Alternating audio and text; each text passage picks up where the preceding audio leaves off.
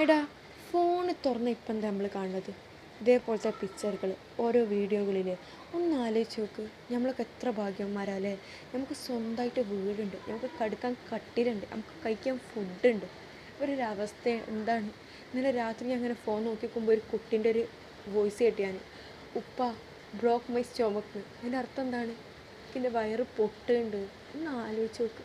നമ്മളൊക്കെ പഠിച്ചവനോട് എത്ര നന്ദി പറഞ്ഞാലും മതിയാവില്ല. പക്ഷെ നമുക്കെന്താ കിട്ടിയത് പോരാ, ഇനിയും വേണം, ഇനിയും വേണം. നമ്മളൊരു ജോലി നഷ്ടപ്പെട്ട് നമ്മളപ്പം കുറ്റപ്പെടുത്തുന്നത് ആരെയാണ്? പഠിച്ചവനെയാണ് അല്ലേ?